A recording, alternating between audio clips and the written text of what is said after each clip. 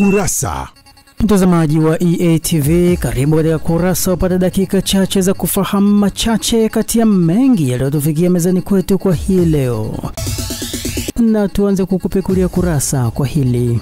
Imeelezwa kuwa toka wanafunzi wa shule ya Soya wilayani Chemba waanze kula chakula shuleni, ufaulu katika mitihani ya mwaka umeongezeka katika shule hiyo.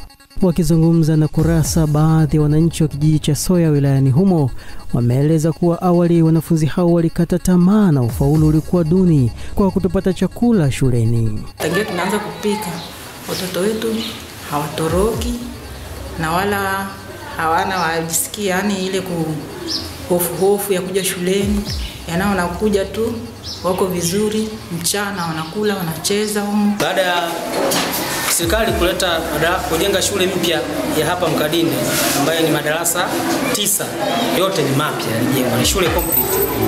Kwa hiyo tuligawanya wanafunzi wa hapa Soya, wengine wakaenda Mkadinde, wengine wakawa pale Magani. Kwa sababu pia ilipunguza msongamano kutoka shule mama ya msingi Soya, na tulivyokuja huku hata taaluma tunaona kwamba inapanda.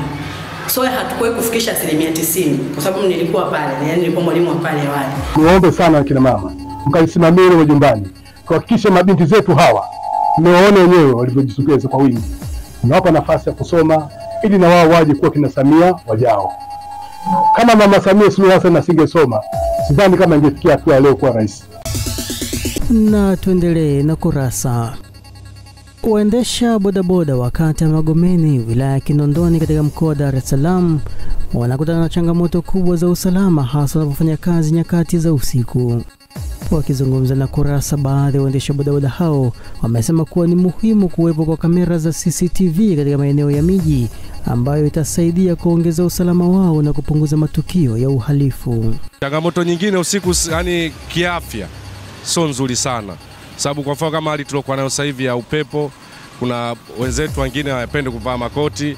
Ndio hivyo, ndio changamoto kubwa ambazo tunazopata nazo ni mbili tu. Afya na hiyo wizi wa pikipiki. Changamoto yani sio kwamba ni kubwa sana, lakini serikali tuliko tunaomba kama ulinzi, yani tusikilizwe na simaki sisi bodaboda sometimes tunazalauliwa. Sio hospitali wala sio polisi, kwa sababu asilimia baadhi ya mapolisi wengine wanakuambia bodaboda washazoea bwana, au wezi tu. Kwa tunaomba serikali kama inawezekana itusaidie hili jambo. Je, tunafanyaje?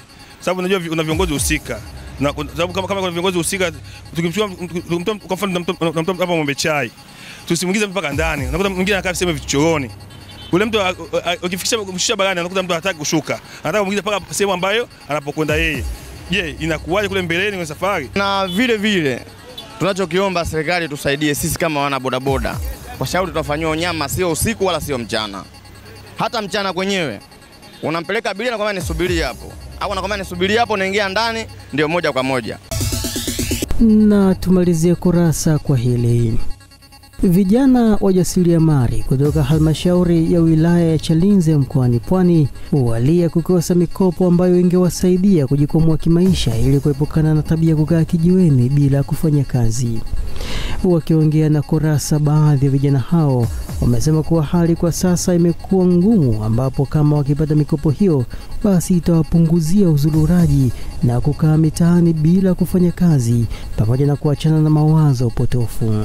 Mimi kama kijana na mfanyabiashara nilikuwa na ombi kwa serikali watuinue sisi vijana kwa kiuchumi, kutokana na mazingira kama kuna situation za mikopo, basi sisi vijana tuweze kusurvive kupitia mikopo hiyo ya kiserikali ambayo inakuwa na riba ndogo, ili tuendelee kufanya kazi, maana ni wapambanaji. Hali ambayo tulikuwa nayo kama sisi vijana wazururaji, wengine tunaambiwa wazururaji upita hapa.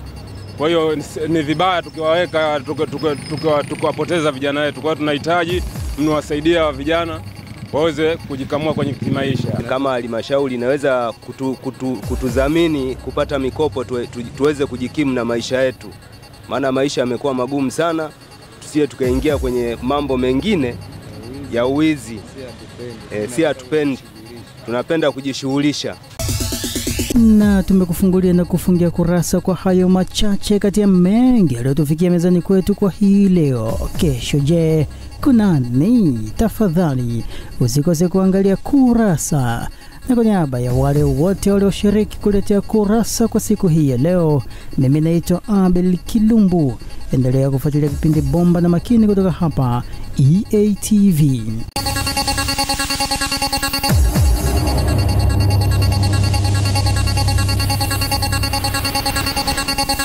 Kurasa.